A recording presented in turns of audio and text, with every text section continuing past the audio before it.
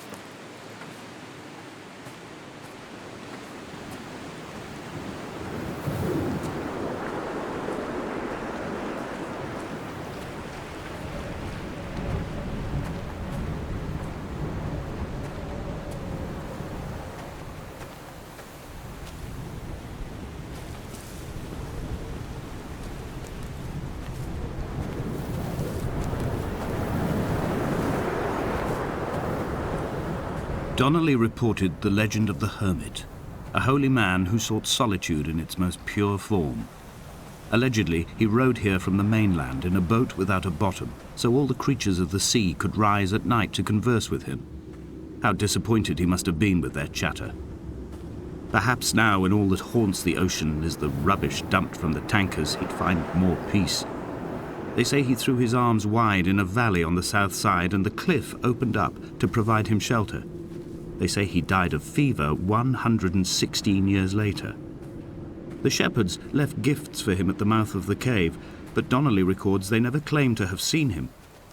I have visited the cave and I have left my gifts, but like them, I appear to be an unworthy subject of his solitude.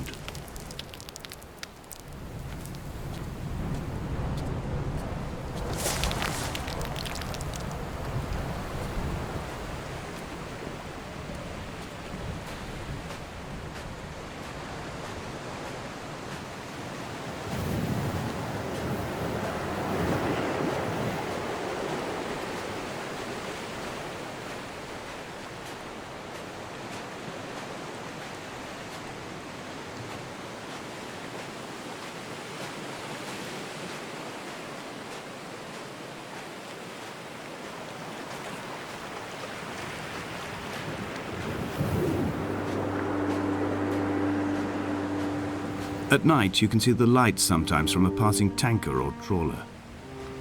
From up on the cliffs, they are mundane. But down here, they fugue into ambiguity. For instance, I cannot readily tell if they belong above or below the waves. The distinction now seems banal. Why not everything and all at once? There's nothing better to do here than indulge in contradictions whilst waiting for the fabric of life to unravel.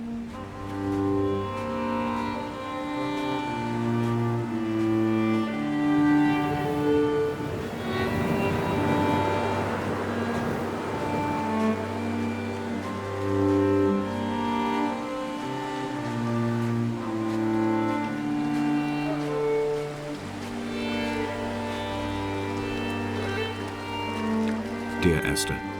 I found myself to be as featureless as this ocean, as shallow and unoccupied as this bay, a listless wreck without identification. My rocks are these bones, and a careful fence to keep the precipice at bay. Shot through me caves, my forehead a mount. This aerial will transmit into me so. All overexposed, the nervous system, where Donnelly's boots and yours and mine still trample. I will carry a torch for you. I will leave it at the foot of my headstone. You will need it for the tunnels that carry me under.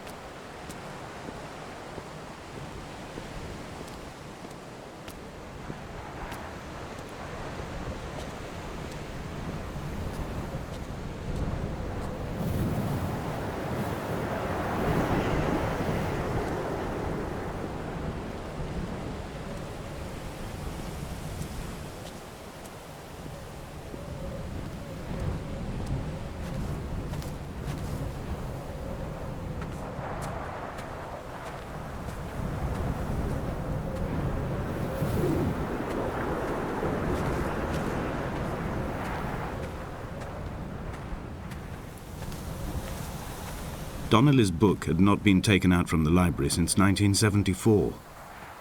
I decided it would never be missed as I slipped it under my coat and avoided the librarian's gaze on the way out. If the subject matter is obscure, the writer's literary style is even more so. It is not the text of a stable or trustworthy reporter. Perhaps it is fitting that my only companion in these last days should be a stolen book written by a dying man.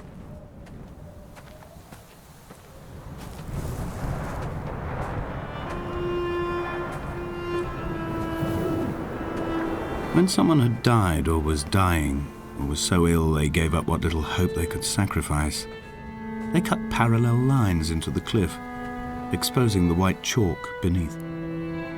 You could see them from the mainland or the fishing boats, and know to send aid or impose a cordon of protection, and wait a generation until whatever pestilence stalked the cliff paths died along with its hosts.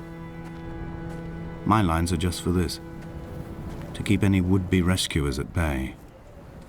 The infection is not simply of the flesh.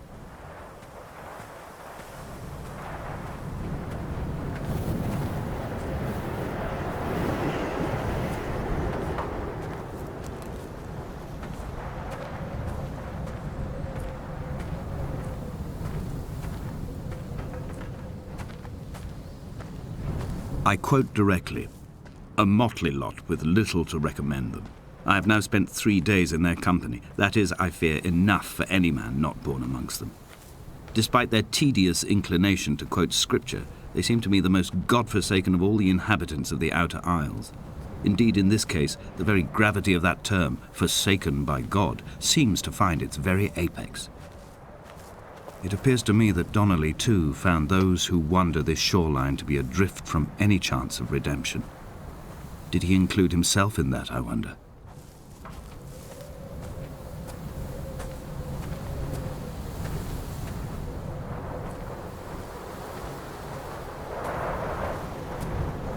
Dear Esther, I met Paul. I made my own little pilgrimage. My Damascus, a small semi-detached on the outskirts of Wolverhampton. We drank coffee in his kitchen and tried to connect to one another. Although he knew I hadn't come in search of an apology, reason or retribution, he still spiraled in panic, thrown high and lucid by his own dented bonnet. Responsibility had made him old. Like us, he'd already passed beyond any conceivable boundary of life.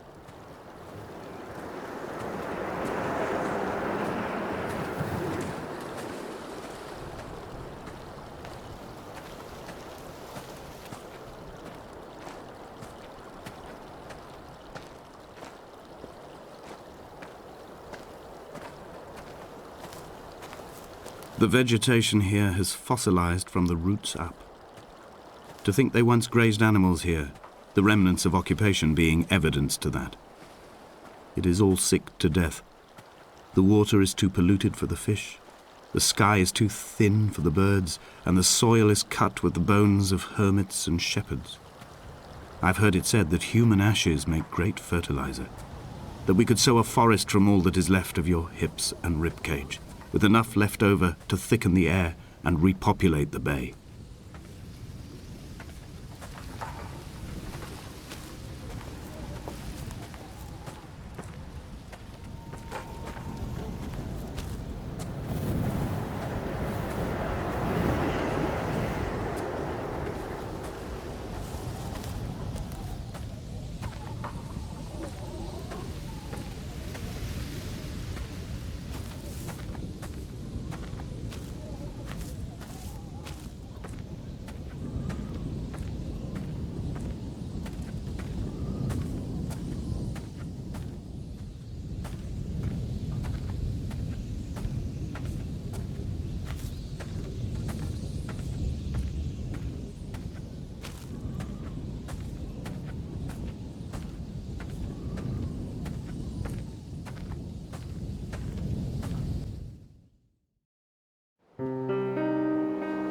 Dear Esther, I have now driven the stretch of the M5 between Exeter and Bristol over 21 times. But although I have all the reports and all the witnesses and have cross-referenced them within a millimetre using my Ordnance Survey maps, I simply cannot find the location. You'd think there would be marks to serve as some evidence. It's somewhere between the turn-off for Sandford and the welcome brake services. But although I can always see it in my rear-view mirror, I have as yet been unable to pull ashore.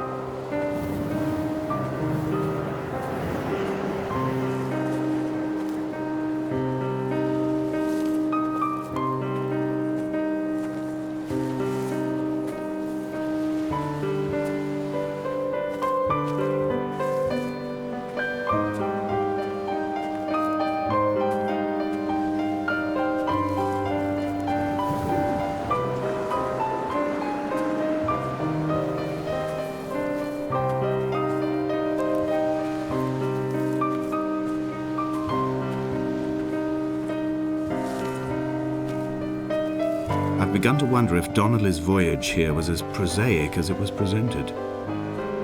How disappointed not to have found the bones of the holy man. No wonder he hated the inhabitants so. To him they must have seemed like barnacles mindlessly clinging to a mercy seat. Why cling so hard to the rock? Because it is the only thing that stops us from sliding into the ocean, into oblivion.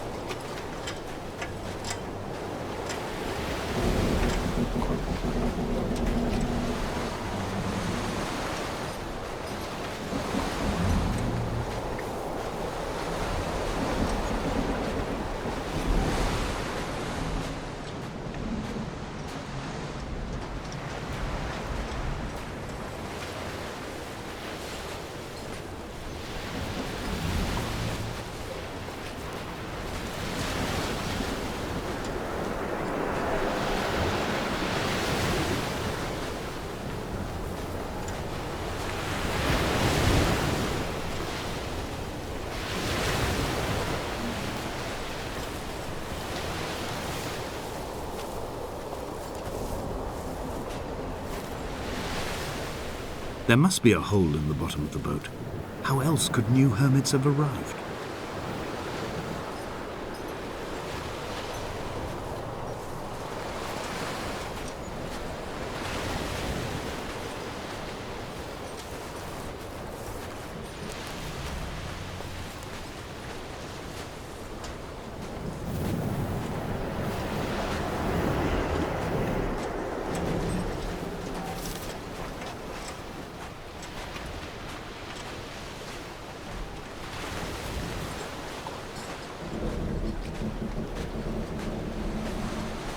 I had kidney stones, and you visited me in the hospital. After the operation, when I was still half submerged in anesthetic, your outline and your speech both blurred. Now my stones have grown into an island and made their escape, and you have been rendered opaque by the car of a drunk.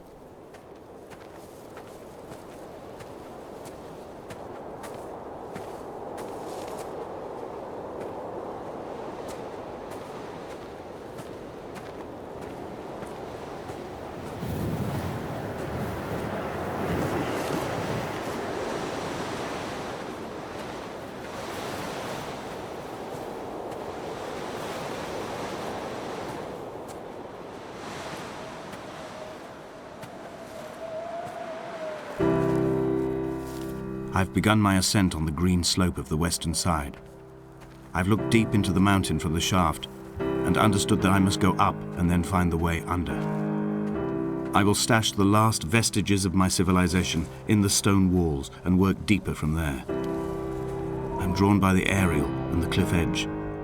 There is some form of rebirth waiting for me there.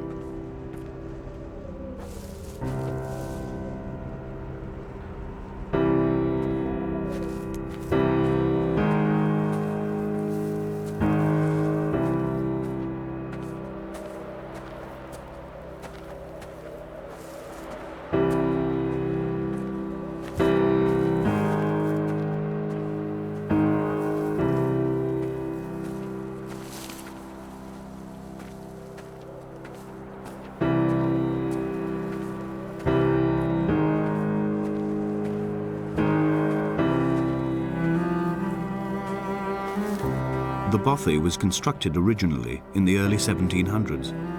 By then, shepherding had formalized into a career. The first habitual shepherd was a man called Jakobsen, from a lineage of migratory Scandinavians. He was not considered a man of breeding by the mainlanders. He came here every summer whilst building the bothy, hoping eventually that becoming a man of property would secure him a wife and a lineage. Donnelly records that it did not work. He caught some disease from his malcontented goats and died 2 years after completing it. There was no one to carve white lines into the cliff for him either.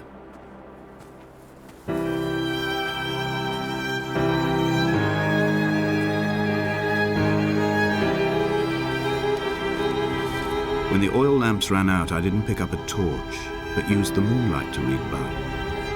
When I've pulled the last shreds of sense from it, I will throw Donnelly's book from the cliffs and perhaps myself with it. Maybe it will wash back up through the caves and erupt from the spring when the rain comes, making its return to the hermit's cave. Perhaps it will be back on the table when I wake. I think I may have thrown it into the sea several times before.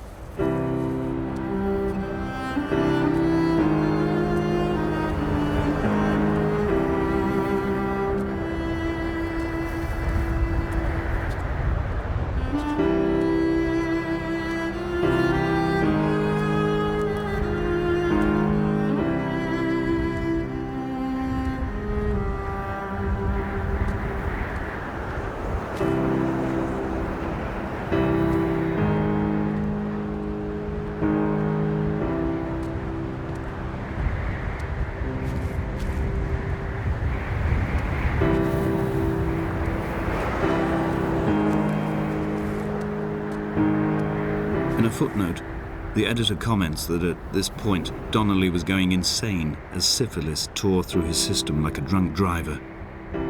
He is not to be trusted. Many of his claims are unsubstantiated, and although he does paint a colourful picture, much of what he says may have been derived directly from his fever. But I've been here, and I know, as Donnelly did, that this place is always half imagined. Even the rocks and caves will shimmer and blur with the right eyes.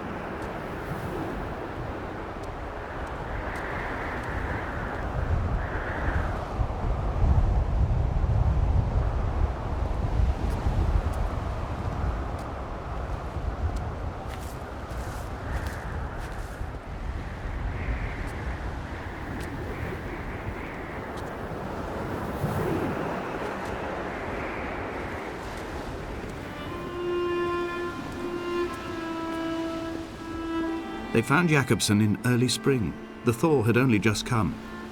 Even though he'd been dead nearly 7 months, his body had been frozen right down to the nerves and had not even begun to decompose. All around him, small flowers were reaching for the weak sun. The goats had adjusted happily to life without a shepherd and were grazing freely about the valley.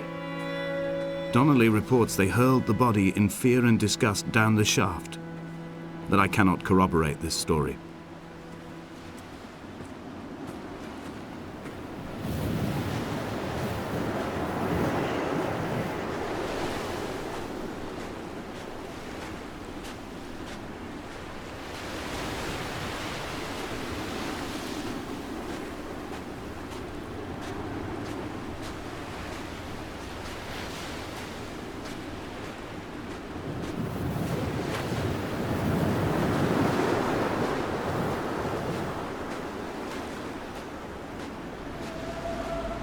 Climbing down to the caves, I slipped and fell and have injured my leg. I think the femur is broken. It is clearly infected. The skin has turned a bright, tight pink, and the pain is crashing in on waves, winter tides against my shoreline, drowning out the ache of my stones. I struggled back to the bothy to rest, but it has become clear that there is only one way this is likely to end. The medical supplies I looted from the trawler have suddenly found their purpose. They will keep me lucid for my final ascent.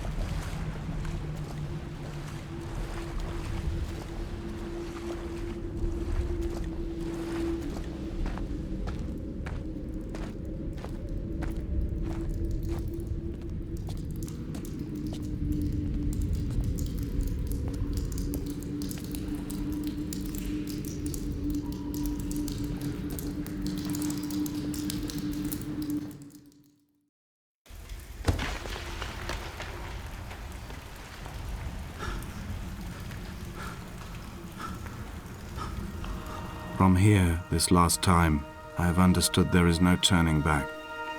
The torch is failing along with my resolve. I can hear the singing of the sea creatures from the passages above me, and they are promising the return of the gulls.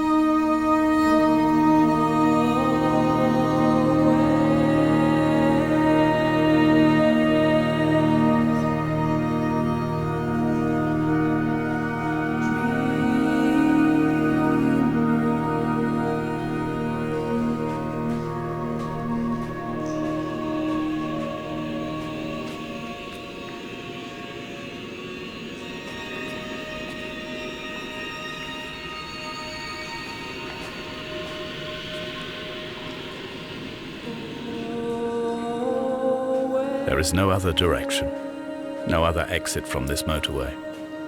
Speeding past this junction, I saw you waiting at the roadside, a one last drink in your trembled hands.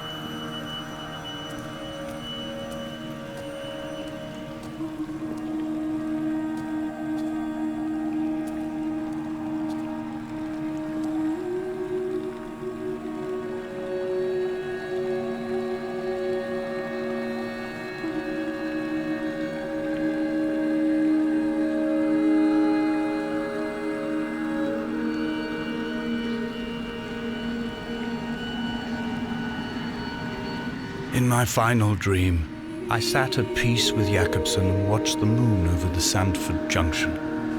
Goats grazed on the hard shoulder, the world gone to weed and redemption. He showed me his fever scars, and I mine, between each shoulder the nascency of flight.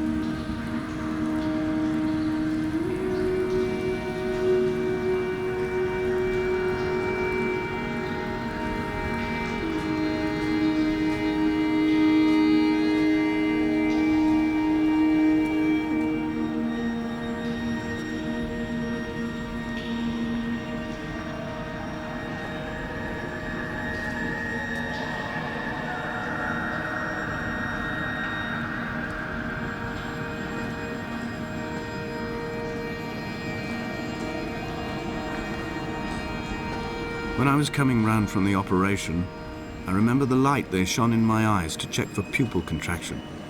It was like staring up at a moonlit sky from the bottom of a well. People moved at the summit, but I could not tell if you were one of them.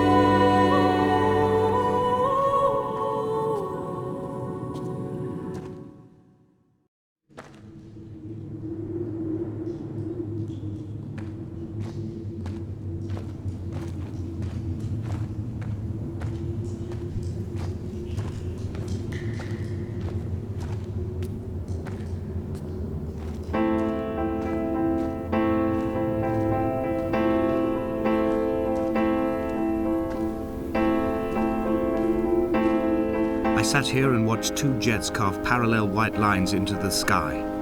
They charted their course, and I followed them for 21 minutes until they turned off near Sanford and were lost.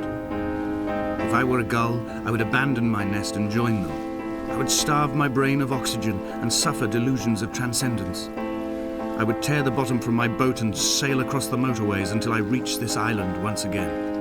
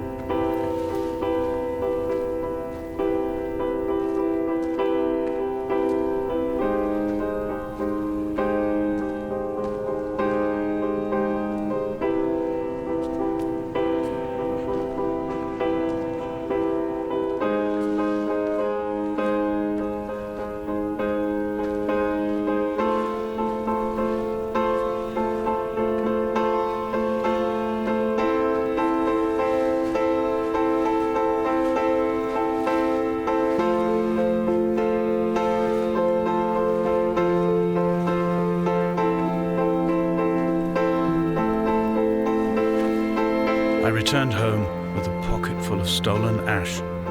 Half of it fell out of my coat and vanished into the car's upholstery, but the rest I carefully stowed away in a box I kept in a drawer by the side of my bed.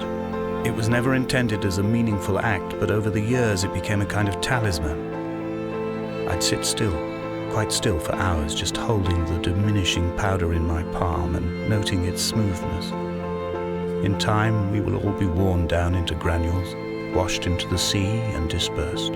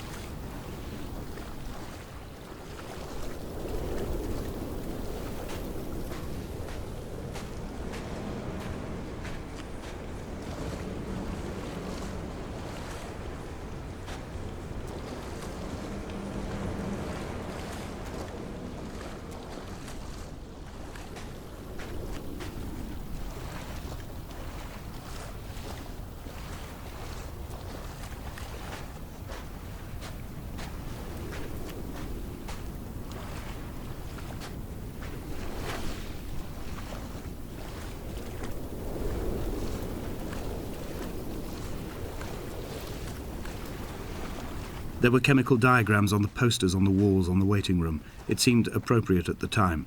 Still life abstractions of the processes which had already begun to break down your nerves and your muscles in the next room. I crammed diazepam as I once crammed for chemistry examinations. I am revising my options for a long and happy life.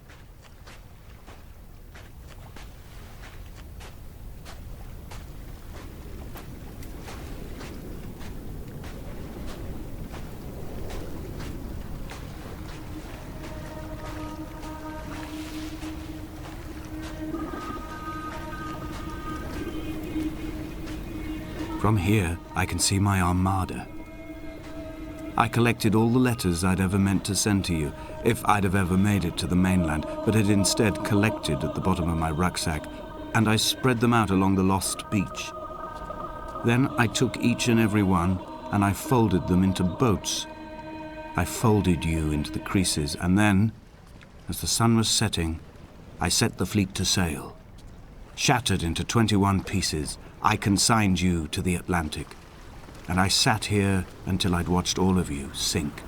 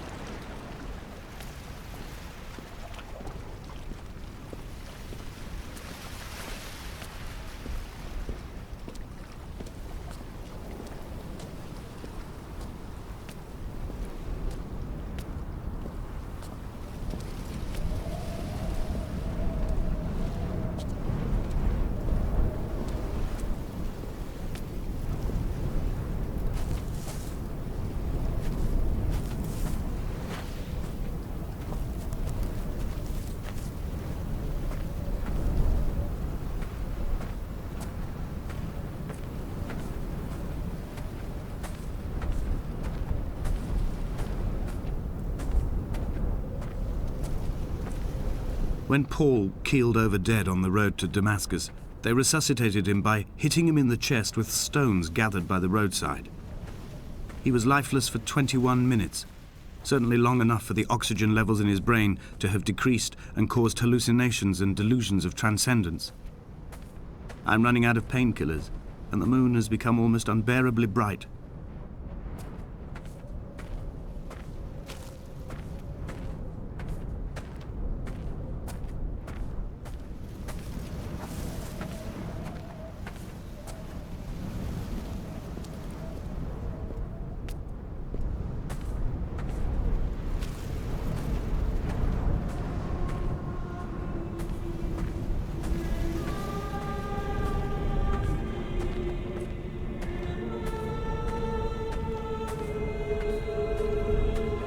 I've begun my voyage in a paper boat without a bottom.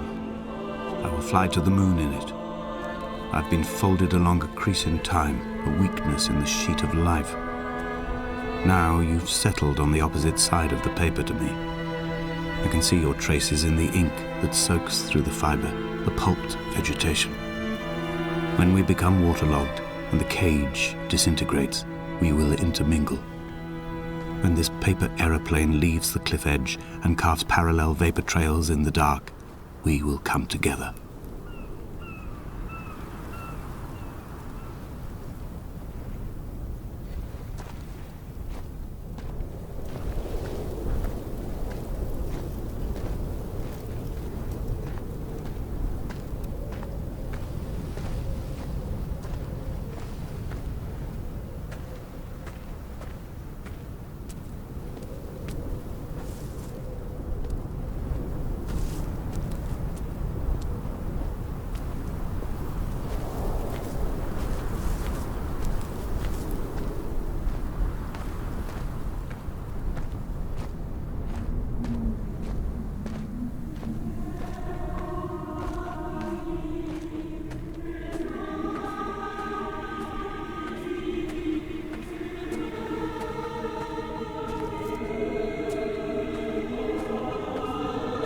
If only Donnelly had experienced this, he would have realized he was his own shoreline, as am I.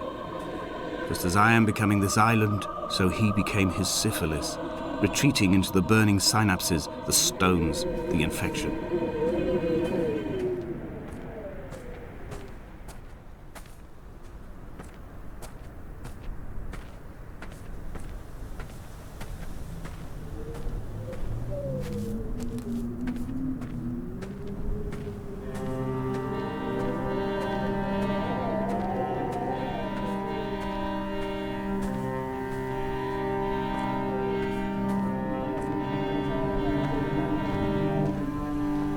Headlights reflected in these retinas. Too long in the tunnels of my island without a bottom. The sea creatures have risen to the surface, but the gulls are not here to carry them back to their nests. I've become fixed, open and staring, an eye turned on itself. I've become an infected leg whose tracking lines form a perfect map of the junctions of the M5. I will take the exit at mid-thigh and plummet to my Esther.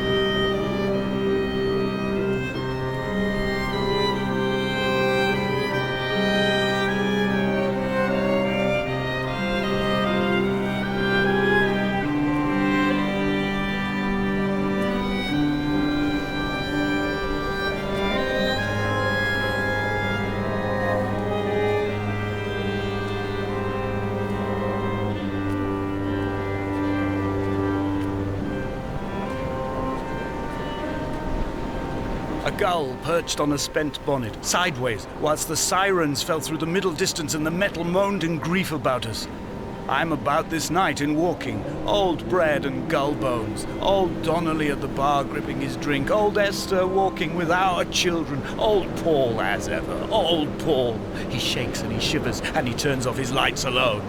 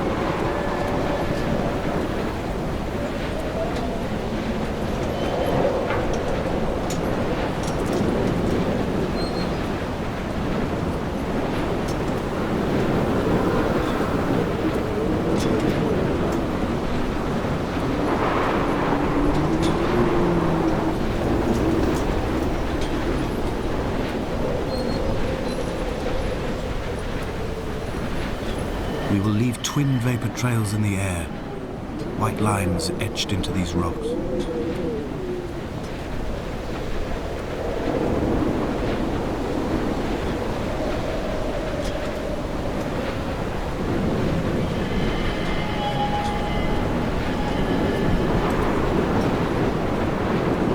Dear Esther, I have burned the cliffs of Damascus.